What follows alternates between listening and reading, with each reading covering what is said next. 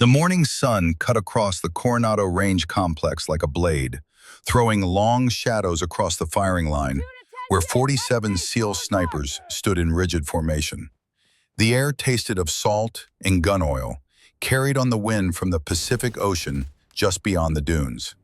Behind them, the waves whispered against the shore, indifferent to what was about to happen. At the far end of the range, exactly 3,200 meters distant, that's 1.988 miles, nearly 2 full miles, a distance where the curvature of the Earth itself became a factor in the mathematics.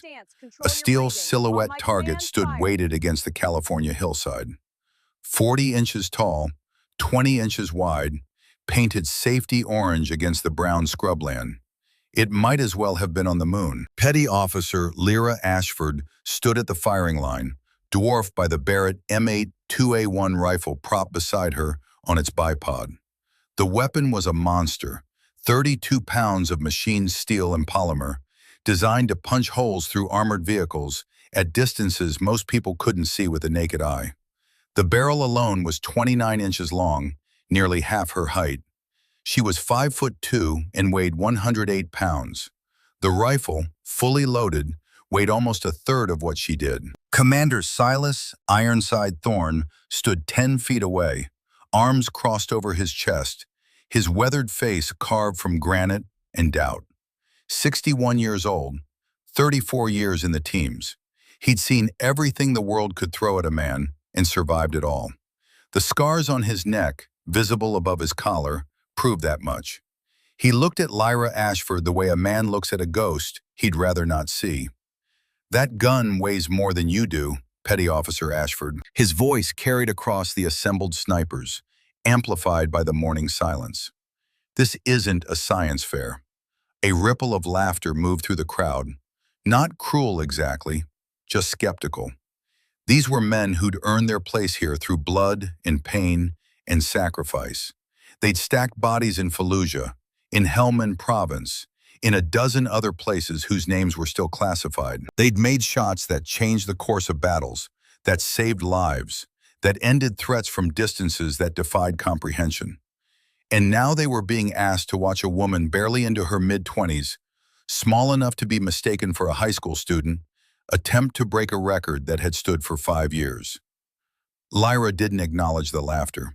She ran her hand along the Barrett's receiver, checking the bolt action with practiced efficiency. Her fingers moved with the confidence of someone who'd done this 10,000 times, in 100 different conditions, until the weapon had become an extension of her own nervous system. "Sir," her voice was calm as flat water, "my grandfather made a 2,100-meter shot in Korea with iron sights and an M1903 Springfield. I have better equipment." The laughter died. Commander Thorne's jaw tightened. Something shifted behind his eyes. Recognition, maybe, or memory, or both. He knew exactly who her grandfather was. Gunnery Sergeant William Iron Eyes Mitchell. Korean War legend. 127 confirmed kills, most of them at ranges that shouldn't have been possible with the technology of that era. Shot communist soldiers across frozen valleys at distances that made other snipers shake their heads in disbelief. And Thorne knew who her father was too. That was the problem. That was the weight that had lived in his chest for 20 years. The stone he carried in the place where lighter men kept their hearts. "Load and make ready, Petty Officer." Thorne's voice was flat, stripped of emotion. "You've got 3 shots. Make them count." Behind her, Master Chief Carlos Diaz leaned toward the shooter standing next to him and whispered, barely audible above the wind, "Watch her scope work. She's not guessing." The other sniper, Petty Officer Beckett Reaper Kane, squinted at Lyra's rifle setup. Kane had 180 confirmed kills across 3 combat deployments, a Purple Heart from Fallujah, where he'd taken shrapnel to the leg and kept shooting until the position was secure. He'd earned the right to be skeptical. "What do you mean?" Diaz pointed at the scope mounted to Lyra's rifle. "See that adjustment? 0.3 degrees right. That's not random. That's compensating for Coriolis effect at 32 degrees north latitude. Kane stared at her, then at Diaz. "You're telling me she's accounting for the planet spinning?" "I'm telling you she just did orbital mechanics faster than our ballistic computer." The wind picked up, coming off the ocean at 12 knots, gusting to 15. Lyra felt it on her face, watched the yarn tied to her barrel flutter and dance. She was already running calculations, her mind moving through the mathematics with the kind of speed that came from 10,000 hours of practice, from muscles trained until conscious thought became unnecessary reflex. 3,200 meters, 10,498 feet. At that distance, the bullet would be in flight for 3.8 seconds. Nearly 4 full seconds between trigger press and impact. 4 seconds for the wind to push the projectile off course. 4 seconds for gravity to drag it down toward Earth. 4 seconds for the Earth's rotation to drift it sideways through an effect most people had never heard of and fewer understood. The math was staggering, but Lyra had been doing this math since she was 14 years old, since the day her grandfather had taken her out onto the Wyoming prairie and taught her to see wind not as a single force, but as a living thing, a river of air that moved in currents and eddies in patterns. A truck pulled up behind the observation post. More observers. Pentagon brass, judging by the clusters of stars on collars. A small media contingent, cameras already pointed at the range like cannons. This wasn't just a record attempt. This was a statement, a test, a question being asked about the future of warfare and who got to participate in it. Chief Warrant Officer Reese Maddox stepped out of the truck, and the energy on the range shifted. Maddox was 33 years old, Army Special Forces, Delta Force before that. He moved with the easy confidence of someone who'd proven himself so many times that he no longer needed to broadcast it. Texas drawl, weathered hands, eyes that had seen things and chosen to keep living anyway. He held the Army's long-distance record, 3,150 meters, a combat kill in Afghanistan in 2011. A Taliban commander at nearly 2 miles, one shot, wind gusting to 20 knots. The kind of shot that became legend in the community. He approached Lyra, and to her credit, she didn't tense or preen or do any of the 1,000 small things people do when they're being evaluated. She just stood there, waiting. "Ma'am," Maddox extended his hand, "Pentagon wants to make this Army versus Navy, man versus woman. Far as I'm concerned, best shooter wins. No politics." Lyra shook his hand. His grip was firm but not crushing, the handshake of someone who had nothing to prove. Chief Maddox. The equipment comparison was stark enough that even the casual observers noticed. Maddox's rig was a work of art, a custom Accuracy International AXMC chambered in 338 Lapua Magnum, fitted with a Schmidt and Bender 5 to 45 power scope that cost $18,000 by itself. A Kestrel 5700 Elite weather meter mounted to the rifle, feeding real-time atmospheric data to an applied ballistics computer the size of a smartphone. Laser rangefinder worth $2,400. The whole setup cost more than $32,000, and that wasn't counting the custom ammunition loaded to tolerances measured in thousandths of an inch. Lyra's rifle was standard issue. Barrett M82A1, 50 caliber BMG, firing 650 grain Raufoss Mark II 11 rounds. Schmidt and Bender scope, but the standard 5 to 25 power model that came in the military package. A handheld analog rangefinder, and tied to her barrel with a piece of cotton string, fluttering in the wind like a pennant from another era, was a 6-inch length of yarn. A Pentagon observer, a colonel with too much fruit salad on his chest and too little dirt under his fingernails, noticed the yarn and couldn't help himself. "Petty officer, is that yarn? On your barrel? This is 2013, not 1953. Lyra turned to face him, her expression neutral. "Yes, sir. My grandfather used it in Korea. My father used it in Somalia. It works." The colonel opened his mouth to respond, but Maddox cut him off, his Texas drawl suddenly sharp. Sir, with respect, if fundamentals work, they work. Equipment doesn't make the shooter. The colonel closed his mouth. Maddox had that effect on people. The quiet authority of someone who'd actually done the thing everyone else was theorizing about. The shot clock started. The range went quiet. Whatever doubts existed, whatever skepticism lingered, these were professionals.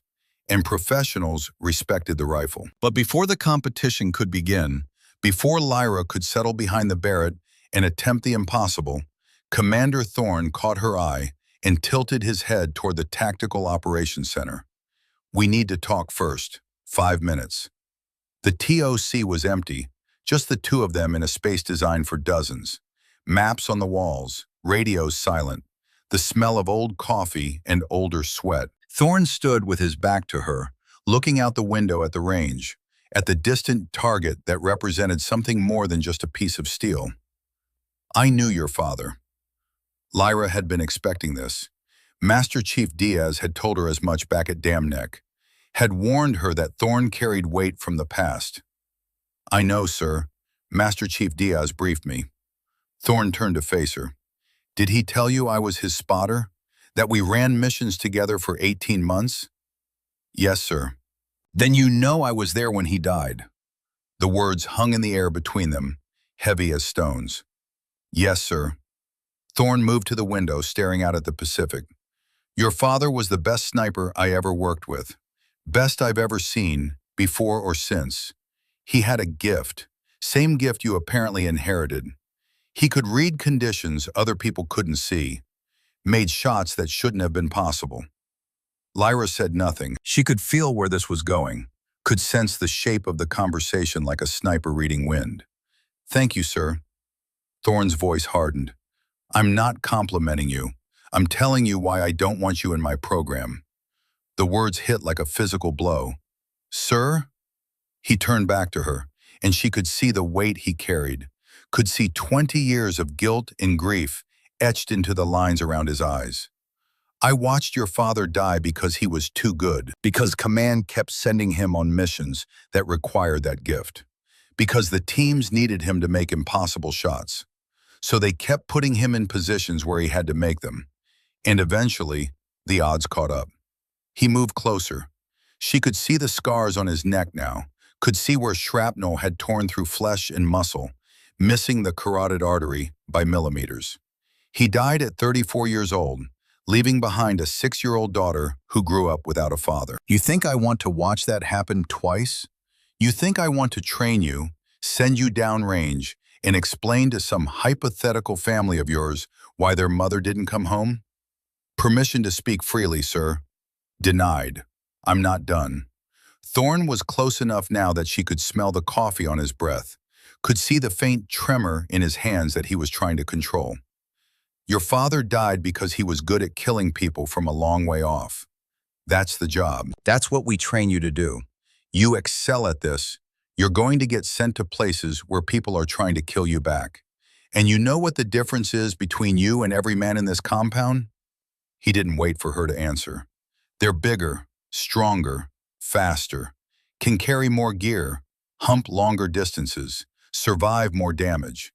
You might be the best shot I've ever seen, but if you're wounded and need to be carried 3 miles to extraction, you're a liability. This isn't about equality. This is about mission success and bringing everyone home. Lyra held his gaze. Then I'll make sure I don't miss, sir. Thorne shook his head, and something that might have been a smile flickered across his face before dying. You sound exactly like him. That's what scares me. My father died doing what he was born to do, sir. I'm not here to be safe. I'm here to be worthy of his name. The silence stretched between them. Outside, she could hear the wind picking up, could hear voices as the crowd gathered for the competition. Thorne looked at her for a long moment, and she wondered what he saw. Did he see her father? Did he see the child he'd left behind? Did he see his own failure, his own survival, his own guilt made flesh, and standing in front of him in camouflage utilities? Get your gear, petty officer. Competition starts in 20 minutes. Yes, sir. She was halfway to the door when he spoke again, his voice softer now, stripped of command authority, just an old man sharing a burden he'd carried too long. Your father's last words were, "Tell Lyra, patience before precision." I never understood what that meant. Maybe you will. Lyra felt something crack in her chest, felt 20 years of grief trying to surface, but she pushed it down, locked it away in the place where warriors kept their pain. Thank you, sir. Back at the range, the crowd had grown. More Pentagon observers, more media, more SEALs from other teams, drawn by curiosity or skepticism, or the simple desire to see something extraordinary, even if they didn't believe it was possible.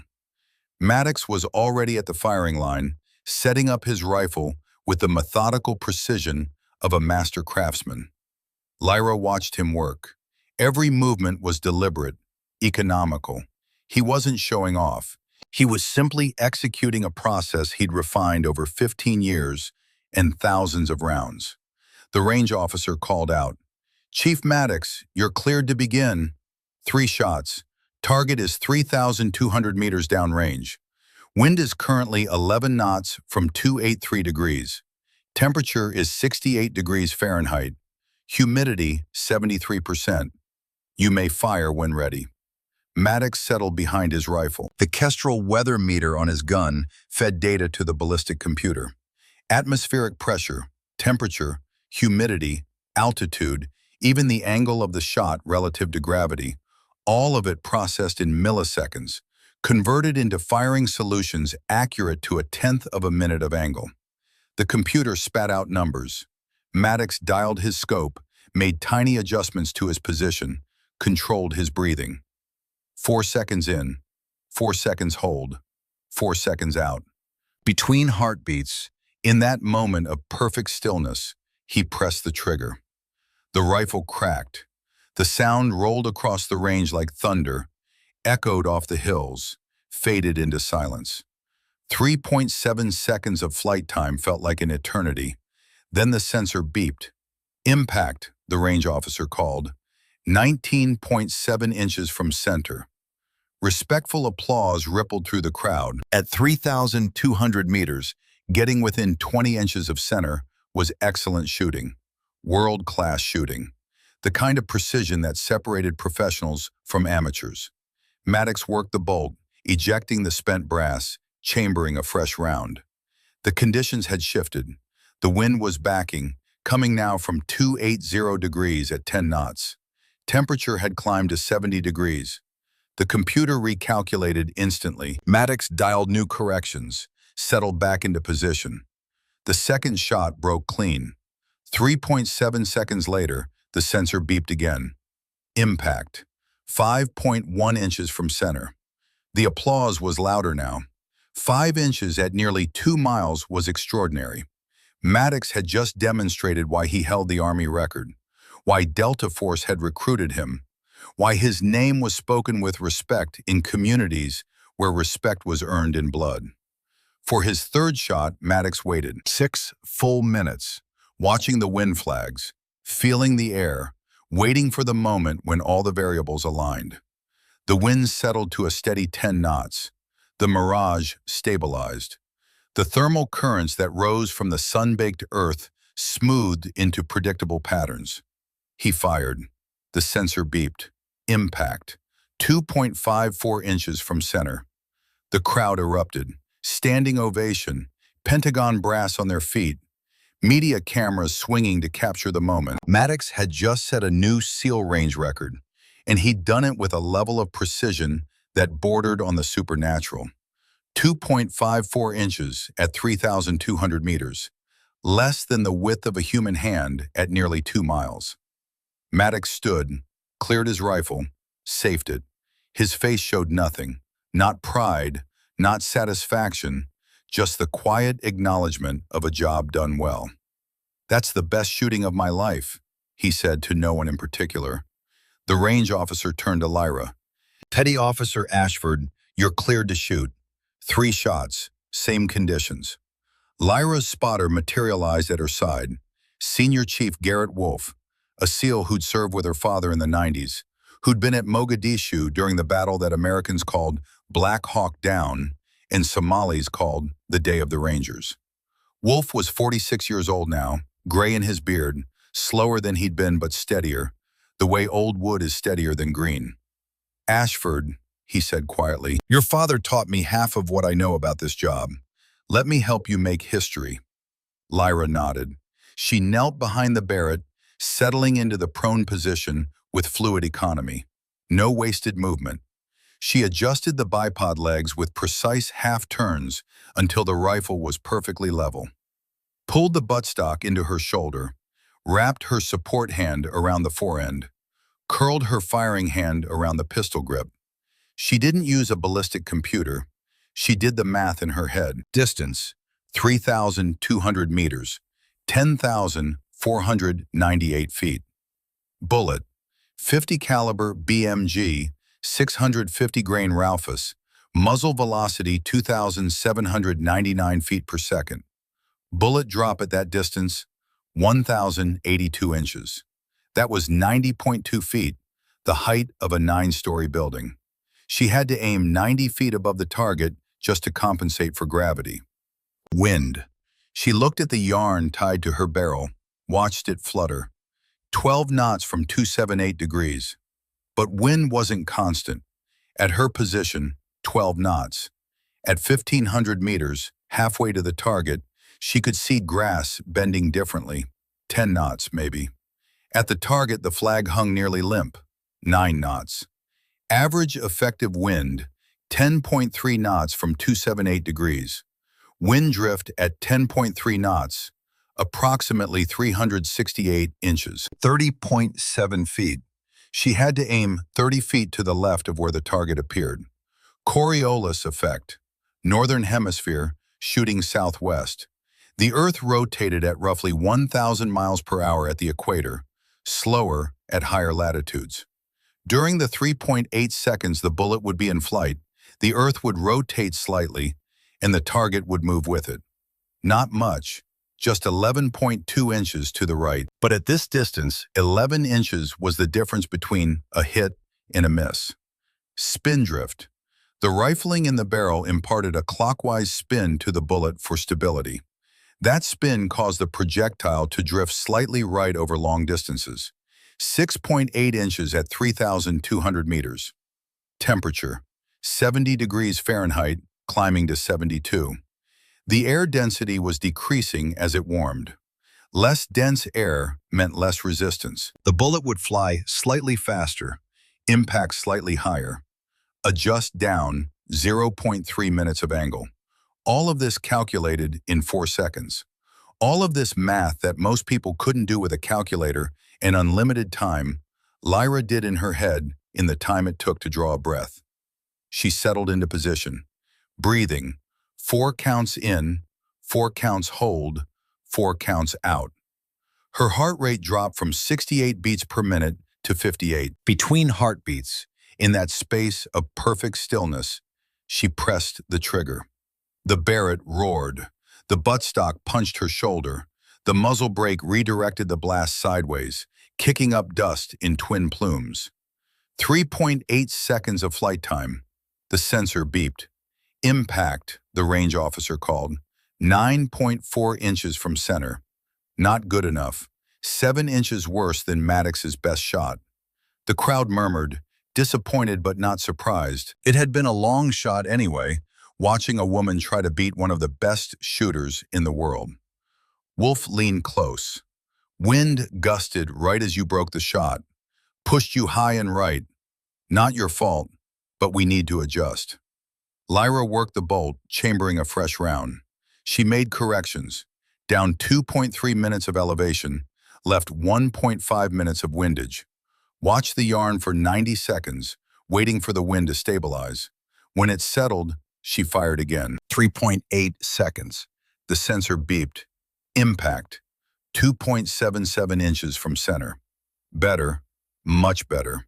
But still 0.23 inches worse than Maddox. The crowd was anxious now. Lyra had 1 shot left. One round to beat a record set by one of the finest shooters alive. She chambered her final round.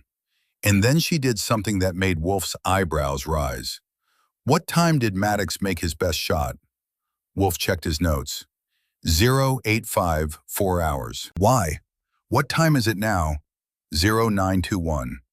Lyra was silent for a moment, her eyes closed, her mind working through calculations that had nothing to do with bullets or wind. We wait. What? Ashford, we're burning time. Trust me, we wait exactly 3 minutes. The crowd shifted, uncertain. Pentagon observers checked their watches. Media crews zoomed in, trying to capture whatever was happening. Maddox, standing to the side with his arms crossed, watched with the professional interest of one master studying another. And Lyra Ashford, 26 years old, 5'2", 108 pounds, did the hardest thing a competitor can do. She waited. The 3 minutes felt like 3 hours. Lyra's voice was barely above a whisper, meant only for Wolf's ears, but there was absolute certainty in it. Maddox made his best shot at 0:854. Temperature 69 degrees, wind 10 knots steady from 285 degrees. Those aren't random conditions. They're part of a thermal cycle. Wolf had been a SEAL for 24 years. He'd seen combat on 4 continents, had made shots that would never appear in any official record, had survived situations that should have killed him 3 times over. But he'd never heard anyone talk about thermal cycles at a shooting range. What are you talking about? Lyra kept her eyes on the target, on the flags, on the shimmer of heat rising from the scrubland. The sun heats the land faster than the ocean. Warm air rises over land. Cool ocean air rushes in to replace it, creates an onshore wind pattern that cycles every 24 minutes at this latitude. At certain points in the cycle, the wind stabilizes for 90 to 120 seconds. Maddox shot during a stabilization window. The next window opens at 0924. Exactly 3 minutes from now. Wolf stared at her. You figured out the thermal cycle pattern? How? My grandfather taught me. She was quiet for a moment, and Wolf could see her eyes lose focus, could see her slip backward through time to a different range, a different lesson, a different teacher. Wyoming, 1999. 14 years old, the prairie outside Gillette stretched to the horizon in every direction. An ocean of grass and sagebrush, broken only by the occasional outcrop of red rock. The wind never stopped here. It came howling down from the Bighorn Mountains, crossed 200 miles of open range, and hit with enough force to bend the grass flat and make the air itself visible. Young Lyra sat cross-legged on a shooting mat, her grandfather's old M1903 Springfield rifle resting across her lap. The rifle was older than her father, had been carried through Korea in the brutal winter of 1950, had taken lives at distances that shouldn't have been possible with iron sights and hand-loaded ammunition. Gunnery Sergeant William Iron Eyes Mitchell sat beside her, 71 years old, weathered as the rocks, hard as the wind. His hands were steady despite his age, despite the arthritis that made every winter a war against his own body. Those hands had killed 127 men, had saved countless others, had taught 2 generations of soldiers how to read wind and distance and the invisible geometry of death. Wind isn't one thing, little warrior. His voice carried the flat accent of the northern plains, vowels stretched and consonants hard. Wind at your position, wind at the target, wind at every point between, all different. You've got to read the whole picture, not just what you feel on your cheek. Young Lyra squinted out across the prairie. But how can I know wind I can't feel? You watch it. He pointed at the grass, at the dust devils spinning in the distance, at the shimmer of heat rising from the dark soil. The air tells you everything if you learn to listen. Watch the grass. Near grass bends different from far grass. Watch the mirage. Hot air rising makes things dance. Watch the dust, the leaves, anything that moves. Wind isn't invisible. You just have to learn how to see it. He handed her the rifle. 680 yards downrange, a coyote loped across a ridge, hunting for prairie dogs in the afternoon heat. The wind was chaos, gusting from the northwest 1 second, swinging south the next, dying to nothing, then roaring back. Wait for it, her grandfather said. Wind patterns cycle. If you're patient, they repeat. Young Lyra pressed her cheek to the stock, found the coyote in her iron sights. The wind pushed, pulled, shifted. She waited, watched, learned to see the invisible. 30 seconds passed, 40, 50. The wind dropped. For 7 perfect seconds, the grass stood straight, the dust settled, the air went still. Now, she fired. The 30-06 barked. The coyote dropped mid-stride, dead before it hit the ground. Her grandfather put his hand on her shoulder, and there was pride in his voice, but also something heavier. Sadness, maybe, or foreknowledge. That's the Mitchell gift, passed through blood. Your great-grandfather had it. Below Wood, 1918. I had it. Chosin Reservoir, Korea, 1950. Your father has it in the teams right now. He looked at her seriously. Now you have it. He was quiet for a moment, watching the distant ridge where the coyote lay still. Use it to protect, Lyra. Never harm needlessly. And remember, patience before precision. Always. She didn't understand what he meant then. She was 14 years old, proud of her shot, eager to prove herself. But she'd remember those words. They'd echo through her life like a prophecy, like a warning, like a gift wrapped in sorrow. Back at Coronado in 2013, Lyra opened her eyes. The memory faded. The Wyoming prairie disappeared, replaced by California scrubland and the weight of 47 pairs of eyes watching her. But there was more than just the thermal cycle. She'd seen something else, realized something that Maddox had missed despite his $32,000 equipment and 15 years of experience. Wolf. How tall is Maddox? Wolf blinked at the question. 6'1"? Why? Lyra's mind was already racing through the geometry. Maddox's height, 6'1". Prone position, eye level approximately 69 inches above ground. Her height, 5'2". Prone position, eye level approximately 60 inches above ground. Difference, 9 inches. At 3,200 meters, a 9-inch difference in shooter height translated to a 0.18 minute of angle variation in the shooting angle. 0.18 minutes of angle at 3,200 meters equaled approximately 6 inches of vertical impact shift. Maddox's ballistic solution had been perfect for his height, for his eye level, for the angle at which he saw the target. But Lyra wasn't 6'1". She was 5'2". The angle was different. The solution needed to be different. She needed to adjust down an additional 0.3 minutes. Wolf watched her eyes move, watched her lips move silently as she worked through the math. You just calculated shooter height differential at 3,200 meters? In your head? It's just geometry. The clock on the range display clicked over. 0924. Exactly. The wind flags went still. The grass stopped bending. The thermal cycle had reached its stabilization point, and for the next 90 seconds, maybe 120 if they were lucky, the air would be as close to perfect as nature allowed.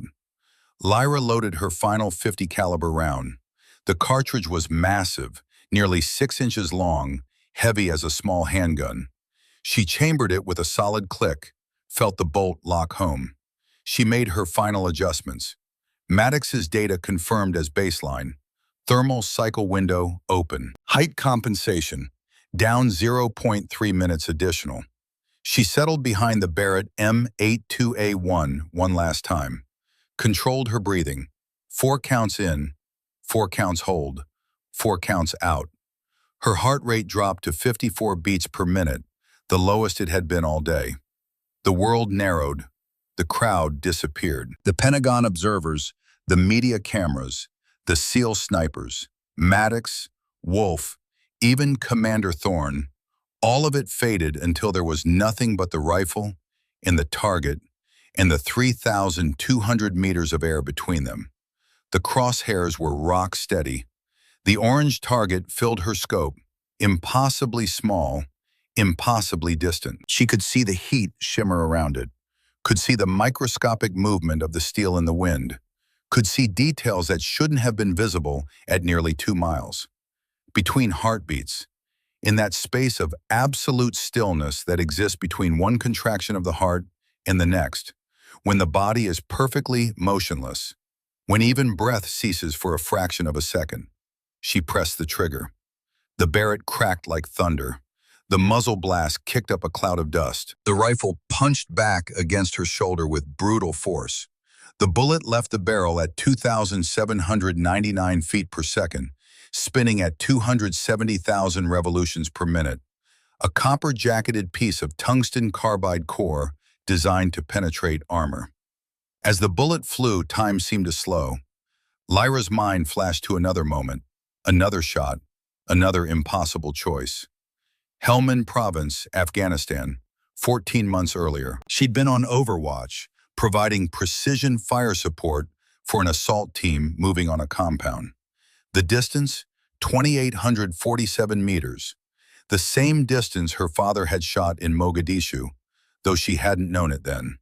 Taliban high-value target, HVT, barricaded in a second-floor room with 2 children, a boy, maybe 6 years old, and a girl, perhaps 8, using them as human shields.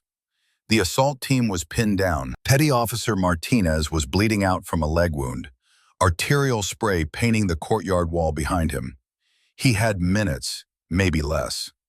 Radio in her ear, team leader's voice tight with controlled panic.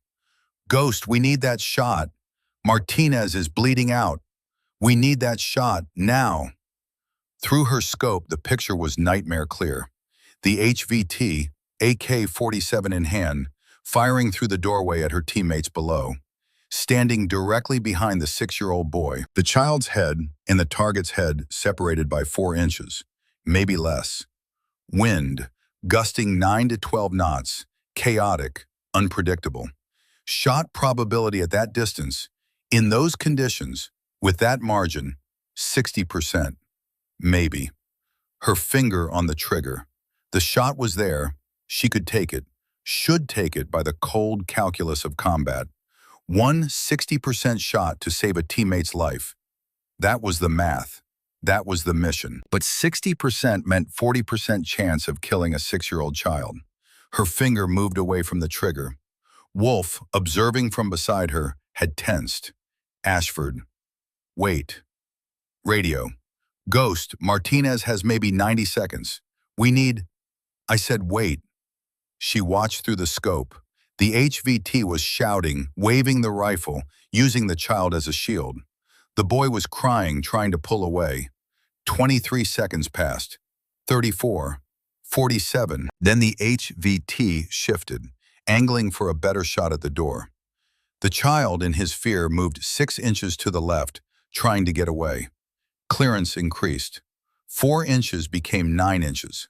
The wind, as if on cue, dropped from its chaotic gusting to a steady 10 knots. Shot probability, 95%. Now, she fired. 2,847 meters, 2.8 seconds of flight time. The HVT dropped. The back of his skull opened by the .50 caliber round. The child, untouched, screamed and ran to his sister. Radio. "Ghost, good kill. Civilian safe. Martinez is secure. Medevac inbound." That was the day Lyra had understood what her father meant, what her grandfather had meant. Patience before precision wasn't about being slow. It was about being certain. About knowing that some shots, the ones that really mattered, required the discipline to wait for the moment when 60% became 95%, when maybe became yes. The memory flashed through her mind in the 3.8 seconds it took for the bullet to fly from her barrel to the target at Coronado. 3.8 seconds of flight time. The world held its breath. Somewhere over the Pacific, far to the west, A fighter jet broke the sound barrier. The distant boom rolled across the water. But at Coronado Range Complex, in that moment, the only sound was the wind and the distant cry of a seagull. The sensor beeped. Impact. The range officer's voice was shaking. 0.87 inches from center. Silence. Complete, total, absolute silence. Then the range officer's voice again, stronger now, official, making it real. I repeat, 0.87 inches from center. The crowd exploded. 47 SEAL snipers roared approval. Men who'd spent careers perfecting the craft, who'd made shots under fire that saved lives and ended threats, who'd earned the right to be the harshest critics. They were on their feet, shouting, applauding, acknowledging something they just witnessed that transcended competition. Pentagon brass stood. Media crews swung their cameras.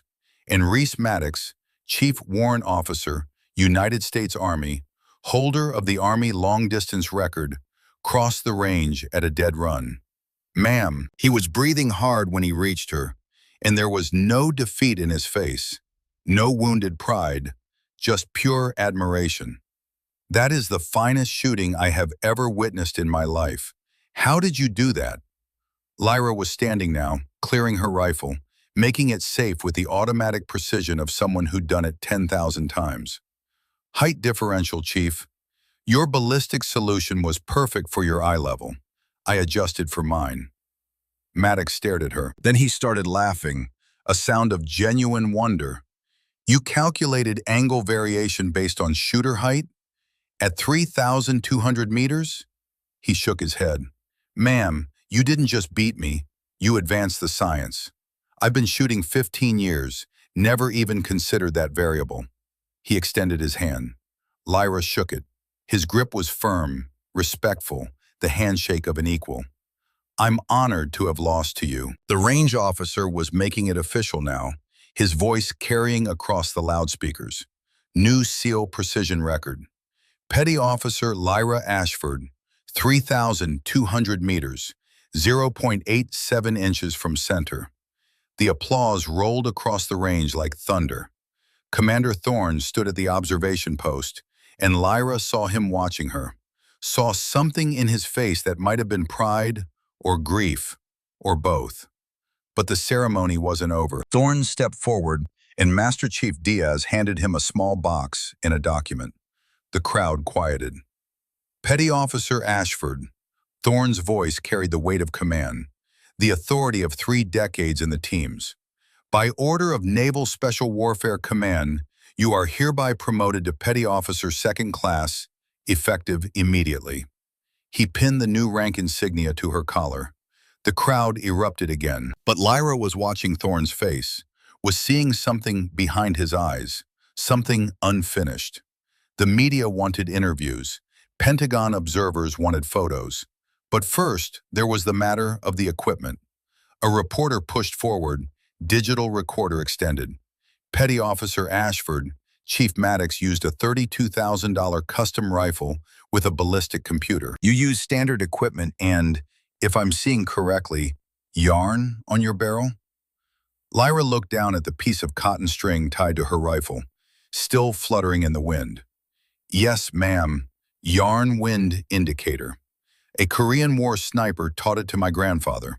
It works. But surely modern technology... Maddox interrupted, his Texas drawl suddenly sharp. Ma'am, with all respect, she just beat every piece of modern technology we threw at this problem. Using fundamentals, math, observation, patience. He turned to address the crowd, and there was passion in his voice now. The passion of someone who just had their understanding of their craft fundamentally altered. She did the math in her head, faster than my computer, and she found a variable the computer missed. He paused, let that sink in. Technology is a tool, but it doesn't replace understanding. Today, fundamentals beat gadgets. Old school beat high tech. And maybe that's a lesson we all needed to learn. The words resonated with the SEAL snipers, with the older veterans who remembered when shooting was about skill, and knowledge rather than computers and lasers. There was nodding, murmured agreement, a sense of vindication for methods that younger shooters had dismissed as obsolete. Later, when the crowd had dispersed and the media had gotten their footage, and the Pentagon observers had returned to their air-conditioned offices in Washington, Commander Thorne found Lyra alone at the armory, field stripping her Barrett with the meditative focus of ritual. He stood in the doorway for a long moment, watching her work. Her hands moved with absolute certainty, breaking down the rifle into its component parts, cleaning each piece, reassembling it with the kind of muscle memory that came from 10,000 repetitions. "Your father gave me something." Thorne's voice was quiet. "The night before the Quick Reaction Force mission, October 3rd, 1993, he pulled a worn envelope from his jacket. Told me, if I don't make it back, give this to Lyra when she's ready." He held it out. The envelope was yellowed with age, creased from 2 decades of being carried in pockets and packs. "I think you're ready now." Lyra took it with hands that wanted to shake but didn't. The envelope was addressed in her father's handwriting, the same neat block letters she remembered from birthday cards and letters home. She opened it carefully, as if it might dissolve at her touch. Inside was a single sheet of paper, lined notebook paper, the kind soldiers bought at PX stores around the world. The handwriting was rushed, written by someone who knew time was short. "Dear Lyra, if you're reading this, I didn't make it home. I'm sorry, but I need you to understand something. The longest shot isn't measured in meters. It's choosing to serve, knowing I might not return to you. It's making the hard call when lives depend on it. It's having the patience to wait for the right moment, even when everything screams to act now. Precision isn't about speed, it's about certainty. Patience before precision, little warrior. Always. When you're old enough, you'll understand what I mean. I love you more than words can say. Be strong, be patient, be precise. Dad." Lyra read it twice, 3 times. The words blurred as tears welled up, tears she'd been holding back for 20 years, since the day the chaplain had come to her grandfather's ranch with the folded flag and the official condolences, and the story about how her father had died. Thorne's voice was gentle now, stripped of command authority. He knew he might not come back. "So he gave you the one lesson that would keep you alive. Today you prove you learned it." Lyra looked up at him, and for the first time since arriving at Coronado, she let the tears fall. "Sir, what really happened in Mogadishu?" Thorne was quiet for a long moment. "That's a story for another time, petty officer. Right now, enjoy your victory. You earned it." But Lyra had spent 20 years not knowing. 20 years with the official story that didn't quite add up. 20 years wondering about the father she barely remembered. "Sir, please." Thorne looked at her, and she saw the weight he carried, saw the guilt and grief of 2 decades. "Not tonight, Ashford. Tonight you're the woman who just broke the SEAL precision record. Tonight you're the shooter who beat the best the military has to offer, using nothing but fundamentals in a piece of yarn. Tonight, that's enough." He turned to leave, then paused at the door. "But tomorrow, if you still want to know, I'll tell you everything. The whole truth. What really happened on October 4th. What your father did. What it cost him. What it cost all of us." He was gone before she could respond. Lyra sat alone in the armory, her father's letter in one hand, her rifle in the other, and finally understood what her grandfather had meant all those years ago on the Wyoming prairie. Patience before precision wasn't about shooting. It was about life, about knowing when to act and when to wait, about understanding that some moments could never be rushed, that some truths took 20 years to reveal themselves, that some shots, the ones that really mattered, required the discipline to let them come to you rather than forcing them. She folded the letter carefully, put it back in the envelope, and tucked it into her breast pocket over her heart. Tomorrow she would learn the truth about her father. Tonight she would honor what he'd taught her by being patient enough to let that truth wait one more night. She could wait. After 20 years, what was one more night? But before that record attempt, before the 3-minute wait and the impossible shot, there had been 8 weeks of testing that nearly broke her. 8 weeks earlier. The journey to Coronado had started at Dam Neck Naval Base in Virginia, standing in the pre-dawn cold with 46 other candidates from across Special Operations Command. The Precision Marksman Initiative, invitation only, the best of the best, SEALs, Rangers, Force Recon Marines, Green Berets, 3 women in the original candidate pool. Lyra was the only one who'd made it past the first week. The qualification chute was elegant in its brutality. 10 shots at 1,000 meters. Targets moving at 3 miles per hour on a lateral track. Wind gusting to 15 knots from the northeast. Score 10 hits within a 10-inch circle or go home. The math was staggering. 15 knots translated to roughly 17 miles per hour, hitting from 070 degrees. A quartering crosswind that would push the bullet off course by nearly 70 inches at 1,000 meters if you didn't compensate. And the targets were moving. 3 miles per hour didn't sound like much, but at 1,000 meters, you had to lead the target by 28 inches just to connect. Combine the wind drift and the lead calculation, and you were aiming more than 8 feet away from where the target actually appeared. Most people couldn't do that math with a calculator in 10 minutes. Lyra did it in her head in 3 seconds. At Dam Neck, she'd applied the lessons her grandfather had taught her on that Wyoming prairie. First shot, wind at her position, was 15 knots from 070. But at 500 meters, she could see the grass bending differently. Wind had shifted to 12 knots from 060. At the target, a flag hung limp, maybe 8 knots. Average it out, 12 knots effective wind from 065 degrees. She adjusted her scope, settled into position, controlled her breathing. 4 seconds in, 4 seconds hold, 4 seconds out. Felt her heartbeat slow to 58 beats per minute. Between heartbeats, in that moment of perfect stillness, she squeezed the trigger. The rifle roared. The buttstock punched her shoulder. The muzzle brake redirected the blast sideways, kicking up dust in twin plumes. 1,000 meters away, the target's paint exploded in a puff of orange dust. Hit, center mass. The spotter called, 10 ring. By the 8th shot, the other candidates had stopped shooting their own strings and were watching her. There was something hypnotic about it. The way she would pause, eyes closed, head tilted slightly, as if listening to a frequency only she could hear, then make a tiny adjustment to the scope and fire.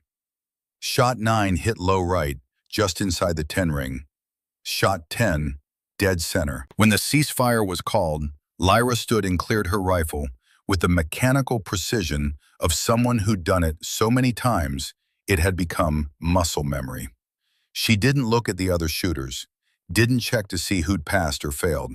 She just walked to the armorer station and handed back the M40A6 with a quiet, "Thank you, Staff Sergeant." Master Chief Carlos Diaz found her 20 minutes later in the operations center, studying a ballistic chart with the intensity of someone reading sacred text. Petty Officer Ashford, she snapped to attention.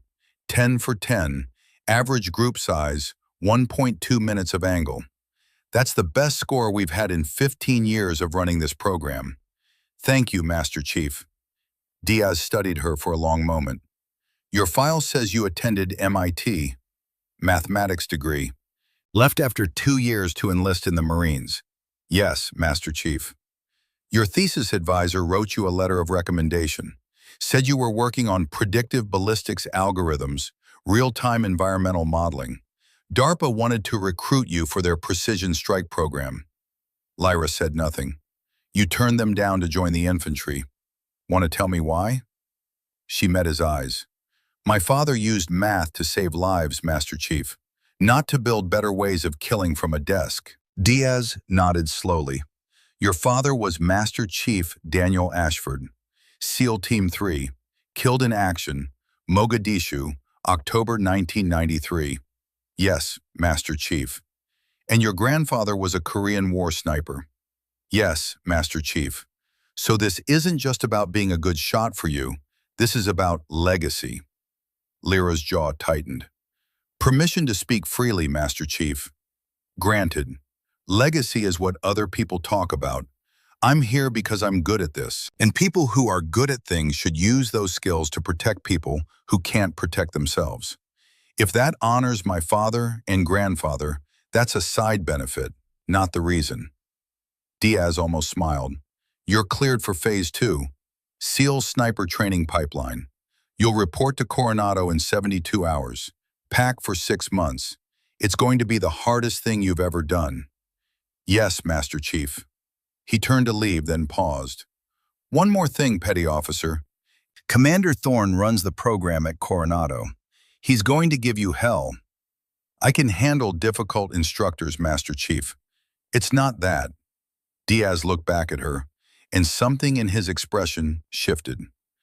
Commander Thorne was your father's spotter in Mogadishu. He was there when your father died. And from what I understand, he's carried that weight for 20 years. Lyra felt something cold settle in her chest. The file said my father died covering an evacuation, that his position took an RPG hit. That's what the file says. Diaz shook his head. But that's a conversation you need to have with Commander Thorne, not me. Just be prepared. He's not going to make this easy for you. Maybe not because you're a woman. Maybe because you're in Ashford. Coronado in spring was brutal. The sun hammered down by 10 in the morning. The ranges stretched out across scrubland that shimmered with heat distortion. And the SEAL snipers who populated the training compound moved with the casual confidence of men who'd earned their quiet authority through blood and sacrifice. Lyra had arrived with her sea bag and her rifle case, and a determination that felt like armor against the world. The barracks were Spartan, 20 bunks arranged in precise rows, foot lockers at the end of each rack, one shared head that smelled of industrial cleaner and masculine proximity, the pervasive odor of gun oil and boot polish hanging in the air like incense. She got the bunk nearest the door, the one nobody wanted because people slammed in and out at all hours, because light from the corridor cut across it every time someone entered, because it offered no privacy and less comfort. She didn't complain, just made her rack with hospital corners tight enough to bounce a quarter, stowed her gear with the kind of precision that came from 4 years in the Marines, and reported for the first briefing at 0500 hours, 15 minutes early. Commander Thorne looked at her the way a man looks at a problem he doesn't want to solve. Petty Officer Ashford. His voice carried across the assembled class of 23 candidates. Lyra was the only woman. I understand you shot perfect at Dam Neck. Yes, sir, that's impressive. Means you can hit targets under controlled conditions. This program isn't about controlled conditions. This is about hitting targets when you're tired, cold, wet, scared, and someone's shooting back. You think you can handle that? Yes, sir. Thorne's eyes held hers for a long moment. We'll see. First evolution starts at 0600, 12-mile ruck march, full combat load, 3-hour time limit. Fall behind, you're out. Medical drop, you're out. Quit, you're out. Questions? No one spoke. Outstanding. Get your gear and be on the parade ground in 30 minutes. The other candidates filtered out. Lyra moved to follow, but Thorne's voice stopped her. Ashford, a word.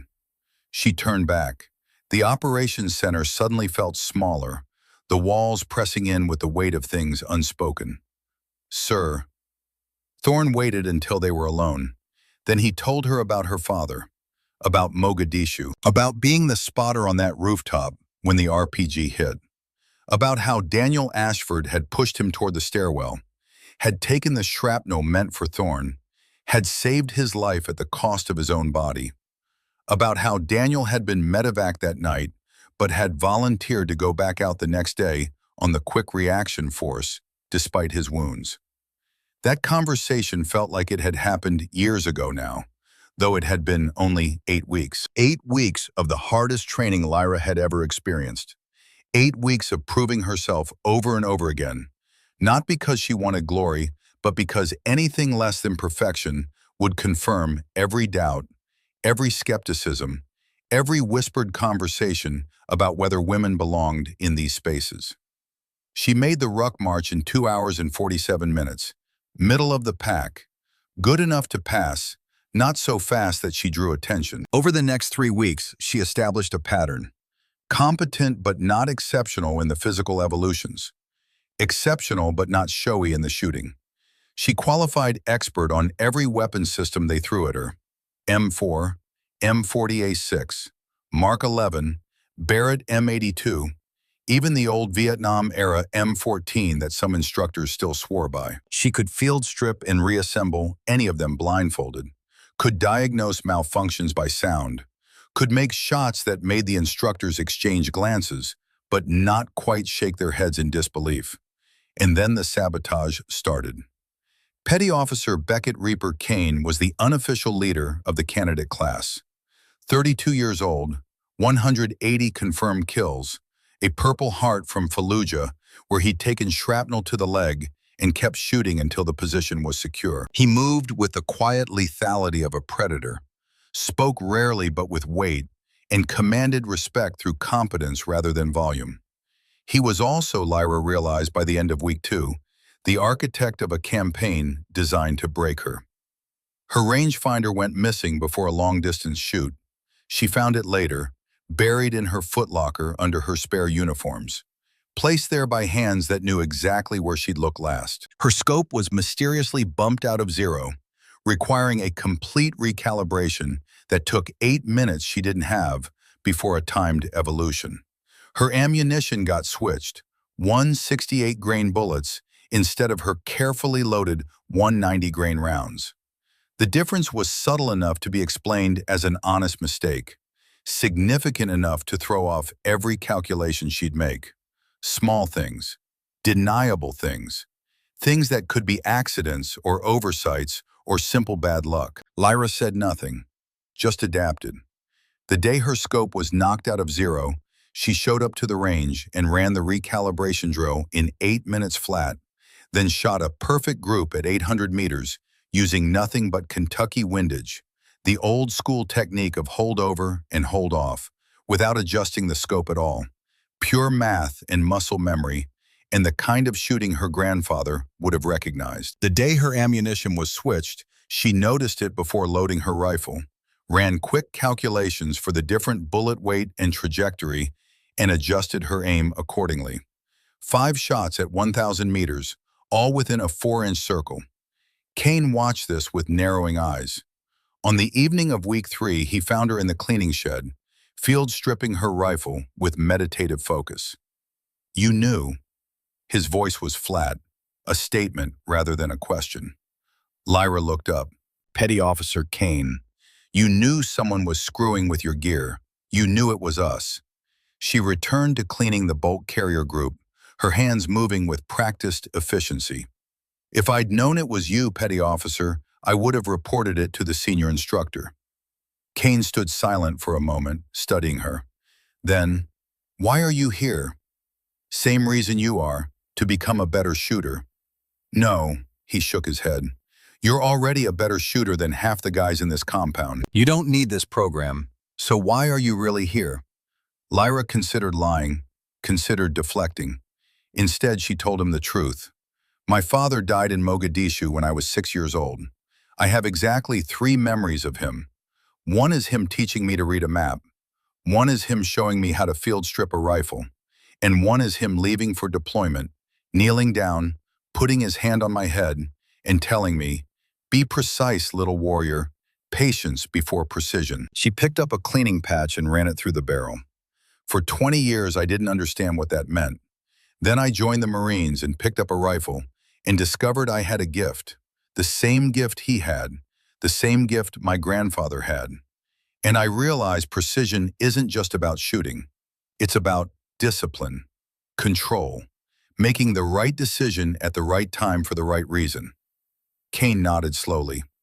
"Okay, I can respect that." Pause. "Does that mean you and your friends will stop sabotaging my gear?" "Probably not. But now when we do it, it won't be about you being a woman. It'll be about you being the competition." Lyra smiled slightly. I can live with that. Kane turned to leave, then stopped. One more thing, Ashford. That 800-meter cold-bore shot you made yesterday. I watched you calculate the holdover in about 3 seconds, then put the round exactly where you called it. That was some savant-level shooting. Thank you. I wasn't complimenting you. I was warning you. Kane's voice was serious now, stripped of the competitive edge. You shoot like that in the field, people are going to come to depend on you. They're going to expect you to make the impossible shots. And the problem with being the person who can make impossible shots is that eventually someone's going to ask you to make one when you can't, when the conditions are wrong, the angle's bad, the wind's messed up. And if you take that shot and miss, someone might die. Lyra's hands stilled on the rifle. So what do I do? You learn the hardest lesson there is for someone with your talent. Kane met her eyes, knowing when not to take the shot. He left her alone with that thought and the smell of gun solvent. Week 5 brought the desert, the chocolate mountains in Imperial County, California. Miles and miles of nothing. Sand, rock, scrub brush, and heat that could kill you if you weren't careful. Daytime temperatures topping 115 degrees Fahrenheit. Nighttime lows dropping to the mid-40s. The kind of environment that stripped away pretense and exposed what a person was really made of. The exercise was simple in concept, brutal in execution. 72 hours of survival, evasion, and precision shooting. Each sniper was given an M40A6 rifle, 20 rounds, 3 days of water, and MREs. A ghillie suit, map, compass, and a PRC-152 emergency radio. The mission: locate and neutralize 3 targets spread across 50 square miles of desert. The targets were tactical mannequins positioned at unknown distances between 800 and 1,600 meters. Each one scored by an observer with a spotting scope and high-speed camera. The rules were clear. You could use the radio for genuine emergencies only. Using it for anything less than life-threatening got you disqualified. Failing to hit all 3 targets in 72 hours got you disqualified. The exercise was designed to break people, to sort those who could endure from those who would crack under the pressure of isolation and heat and the grinding toll of carrying everything you needed to survive on your back. Lyra moved through the desert like a ghost. First principle: heat management. She traveled only during early morning and late evening, finding shade during the brutal midday hours when the sun turned the desert into an oven, and staying still became a survival skill. She rationed her water, knowing that dehydration would destroy her ability to shoot long before it killed her. Second principle: patience. She spent hours glassing the terrain, searching for the mannequin targets, controlling the urge to rush, to panic when the first day passed and she'd only located 1 target. Panic was the enemy. Panic made you careless. Carelessness got you killed. Third principle: precision. When she found a target, she didn't take the shot immediately. She studied the angle, the wind, the temperature, the way the air shimmered with heat distortion. She waited for conditions to stabilize, for the variables to align, for the moment when uncertainty gave way to confidence. Target 1, Day 1, 1900 hours. Distance 1,247 meters. Wind 8 knots from the west, steady. Temperature 89 degrees and dropping fast as the sun set. Lyra waited 30 minutes for the mirage to calm, for the heat shimmer to fade with the dying light. Then she made the shot. Center mass, perfect score. Target 2, Day 2, 0630 hours. Distance 1,612 meters. The longest shot she'd ever attempted. Wind variable, 5 to 12 knots, shifting directions like a living thing. Temperature 74 degrees and climbing. Mirage already dancing across the desert floor, making the target waver and shift like something seen through troubled water. Lyra spent 90 minutes watching the wind, learning its pattern, discovering that it cycled every 11 minutes, building and falling in a rhythm as predictable as breathing, once you knew what to look for. She took the shot during a calm cycle. High right shoulder, still scoring. Not perfect, but good enough. Target 3, day 2, 14:30 hours. And this is where everything changed. Lyra had been stalking toward the suspected location of the third target for hours, moving low and slow through the scrub, when she spotted something that made her freeze. Beckett Kane, 200 meters to her right, also moving toward what was obviously the same target location. She glanced ahead. There at 1,043 meters, the third mannequin, positioned on a small rise, visible from both her location and Kane's. Whoever shot first would complete the exercise. Lyra was in position. Kane was still moving, hadn't set up yet. She could take the shot right now, claim victory, finish the evolution, move on to the next phase of training. She settled behind the rifle, checked the wind, 15 knots from the northeast, gusting to 18. Checked the temperature, 107 degrees. Heat shimmer making the target dance like a hallucination. The conditions were barely acceptable. The gusting wind made precise calculations nearly impossible. The mirage was severe enough that the target's apparent position might be off by several inches from its actual location. She could take the shot, but it wouldn't be a good shot. The probability of success was maybe 60%. Maybe. Lyra Ashford did something that went against every competitive instinct she had. She waited, didn't shoot, let the moment pass. The sun crawled across the sky. The temperature peaked at 114 degrees, then began its slow descent. Lined up his shot. And then, just as Kane lined up his shot. And then, just as Kane was about to fire, just as Lyra was beginning to think she'd made a terrible mistake, the radio crackled to life. All stations, this is Search 2-3, emergency beacon activation. Coordinates 327498, snakebite, urgent. I say again, snakebite, urgent. Lyra's blood turned cold. She checked her map. Grid 327498 was 3.2 kilometers away. Rough terrain, broken rock and sand. 40 pounds of gear plus rifle. In 112-degree heat. The voice came again, and there was strain in it now, the edge of panic trying to break through training and discipline. This is Search 2-3. I'm hit. Rattlesnake. Right forearm. I'm having trouble breathing.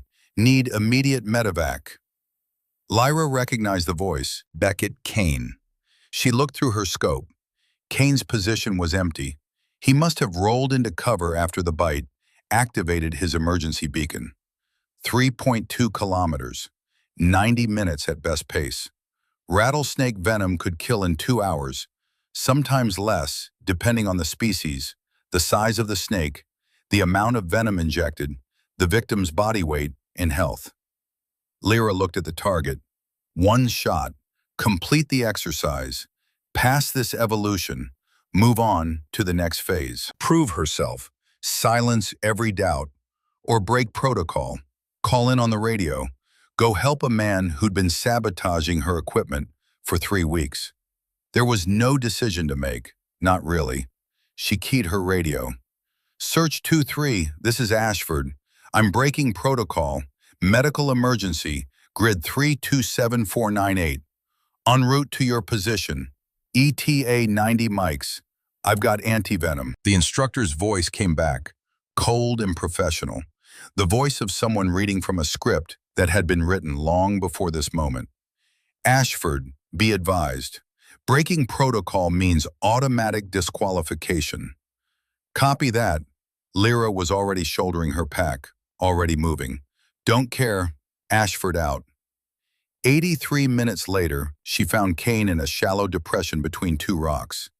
His face was gray, lips going blue. His right forearm was twice its normal size. The skin stretched tight and shiny, the fang marks visible just above his wrist, like 2 small puncture wounds that had opened a door to death. She didn't waste time talking. Tourniquet above the elbow, tight enough to slow circulation, but not stop it completely. Inject the antivenom. 1 dose of Crofab that she'd packed on a hunch. Thank God, Thank her grandfather's paranoia about desert creatures. Thank every ounce of forward thinking that had made her carry an extra 2 pounds she'd hoped she'd never need. Field dressing over the wound site. Elevate the arm. Check his airway. Still breathing, but labored.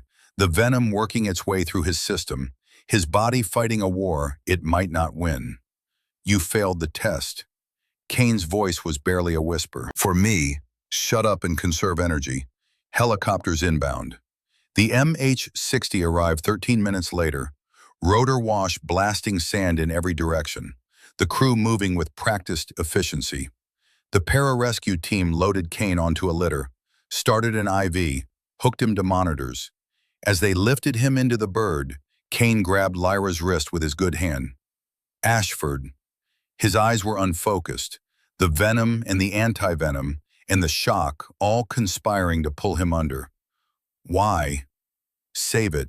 Just don't die. The helicopter lifted off, and Lyra stood in the desert silence, covered in dust and sweat and Kane's blood.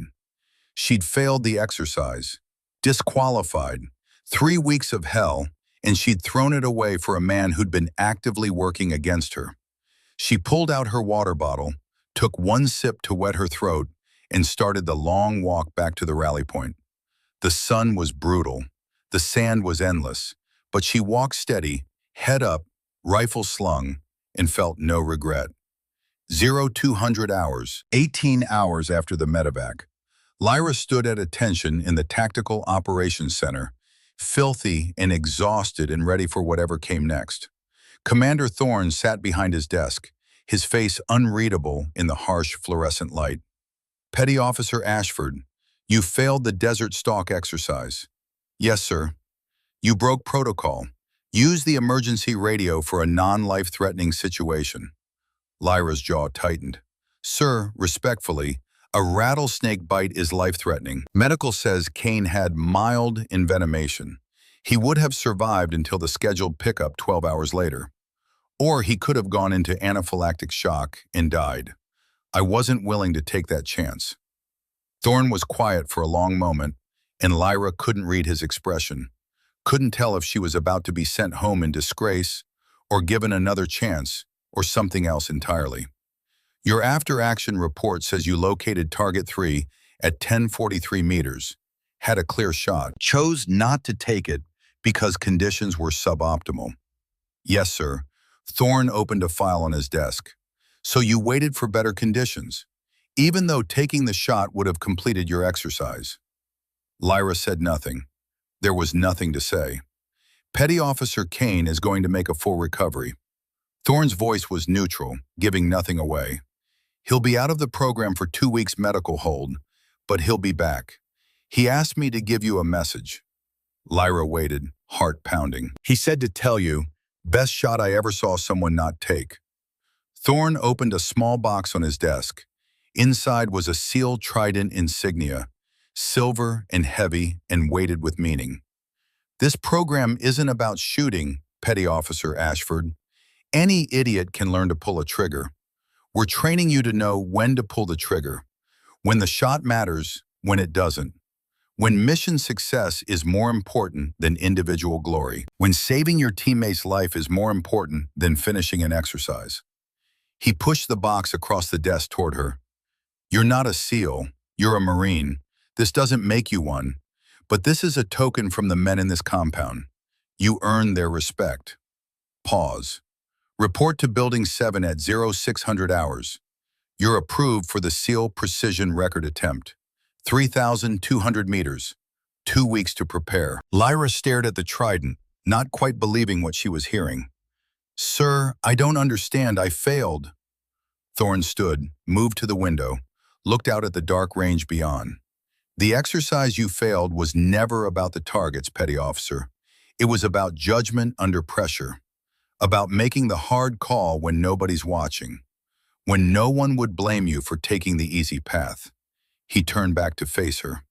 And Ashford, your father would be proud. After he left, Lyra sat alone in the operations center, holding the trident insignia, and let herself cry for the first time since she'd enlisted.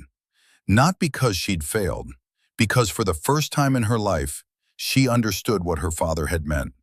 It wasn't about the shot, it was about the judgment, the discipline to wait for the right moment, even when everything inside you screamed to act now. That night she wrote in her journal, Target 3 did not engage. Conditions suboptimal. Mission success defined differently than expected. Lesson learned. Judgment matters more than speed. 6 years later, Naval Special Warfare Center, Coronado, California, 2019. Senior Chief Lyra Ashford stood at the edge of the range, watching a new class of sniper candidates run through their qualifications. She was 32 years old now. 8 combat deployments across 4 countries, 103 confirmed kills, every single one made in protection of teammates or civilians. Every one a decision weighted with the knowledge that taking a life was the heaviest responsibility a human being could bear. She was the chief instructor of the SEAL Precision Marksmanship program now, training the next generation, teaching them not just how to shoot, but why to shoot, when to shoot, and when not to. After the class, a young woman approached. Private First Class Kira Vaughn, 24 years old, 5'3", with determination burning in her eyes and doubt written in the set of her shoulders. Senior Chief Ashford, can I ask you something? Go ahead, Vaughn. These guys don't think I belong here. Too small, too weak. How did you deal with that? Lyra looked at this young woman and saw herself 7 years ago. Vaughn, you know my famous 3,200-meter shot? Yes, Senior Chief, everyone knows. That wasn't my most important shot. Lyra's voice was quiet but firm. My most important shot, I didn't take. She told Vaughn about Helmand Province, about the Taliban commander and the child, and the choice between taking a shot that might work and waiting for a shot that would work. About 4 inches of clearance being not enough, about waiting 47 seconds while a Marine bled out because the margin of error was too small. About the discipline it took to not pull the trigger when every instinct screamed to act. Precision isn't about proving you can take the shot, Lyra said. It's about the discipline to wait for the right moment. Those men who doubt you, let them. While they're doubting, you're training. While they're talking, you're calculating. While they're assuming, you're proving. She paused. One more thing. You see that target at 1,000 meters? Yes, Senior Chief. Hit it. Vaughn set up her rifle. First shot, 6 inches off center. Again. Second shot, 3 inches off. Again. Third shot, 1 inch off. Again. Fourth shot, dead center. Lyra looked at Vaughn. That's not talent, that's persistence. That's what beats doubt every single time. Now go prove it. Vaughn smiled, snapped a salute, and headed back to the range. That evening, Lyra attended Commander Thorne's retirement ceremony. He was 64 now, stepping away after 37 years of service. 200 people attended, SEALs from across 3 decades, men who'd served with him, learned from him, owed their lives to him. When Lyra was asked to speak, she walked to the podium and looked out at the assembled warriors. Captain Thorne didn't want me in his program, not because I was a woman, because my father died under his watch, and he couldn't bear the thought of losing me too. But he taught me something more valuable than shooting. That honor isn't about never being afraid. It's about acting despite the fear. That precision isn't just about bullets. It's about decisions, judgment, character. She presented Thorne with a custom-engraved Barrett M82A1 for Captain Silas Thorne from the Ashford family. Daniel, Mogadishu, 1993, 2,847 meters. Lyra, Coronado, 2013, 3,200 meters. 2 shots, 1 legacy. Patience before precision. Thorne accepted the rifle with tears in his eyes. Your father would be so damn proud. Not of the 3,200 meters, of the shot you didn't take. That's when I knew you weren't breaking records. You were honoring what they stand for. That night, Lyra returned to the range alone. She set up the Barrett, loaded one round, and looked downrange at the target 3,200 meters away. But she didn't shoot. She pulled out her father's letter, read it one final time. Then she folded it carefully and placed it in an envelope addressed to Kira Vaughn. Inside, she'd written, "The longest shot isn't measured in meters. It's measured in the choices you make, the lives you protect, and the legacy you pass forward. Your journey is just beginning. Make it count." Senior Chief Lyra Ashford. Tomorrow she would give Vaughn the letter, would continue training the next generation, would honor her father not by chasing his ghost, but by living the lessons he taught. The Ashford legacy wasn't about distance, it was about purpose. And Lyra Ashford had finally found hers. Not as the woman who broke the SEAL sniper record, but as the warrior who understood that precision without judgment was just mathematics, and that the longest shot was always the one that saved a life. Her father had known that, had died proving it. And now finally Lyra knew it too. The warrior's path didn't end. It continued through her, through Vaughn, through every shooter who learned that the trigger was the last choice, not the first. That was the real record, the one that mattered. And it would never be broken, only carried forward, one precise shot at a time. But that wasn't the end of the story. The next morning, Lyra woke to find an email waiting in her inbox. The sender was Captain Silas Thorne, retired. The subject line read simply, "Your father." She opened it with hands that trembled, despite 4 years of holding rifles steady. "Lyra, there's something I need you to know. Something I should have told you 6 years ago, on the day you broke the record. This morning, I submitted final paperwork to the Department of Defense. After 20 years of classification, the truth about Operation Gothic Serpent is being released to the public. Your father's shot wasn't just the longest in SEAL history at the time. It was a shot that saved 12 lives. 12 Pakistani peacekeepers who would have died if he hadn't taken that impossible chance at 2,847 meters. The shot gave away his position. A Pakistani helicopter providing air support saw the muzzle flash. In the chaos of battle, they misidentified it as enemy fire. They engaged with rockets. Your father was killed by friendly fire, by the very people he just saved. For 20 years, the government buried this truth. Political sensitivity, diplomatic relations. All the reasons that seemed important to men in offices who'd never heard a bullet crack past their heads. But you deserve to know. The world deserves to know. Your father, Master Chief Daniel Ashford, made the longest confirmed kill in SEAL history on October 4th, 1993. 2,847 meters under combat conditions to save lives.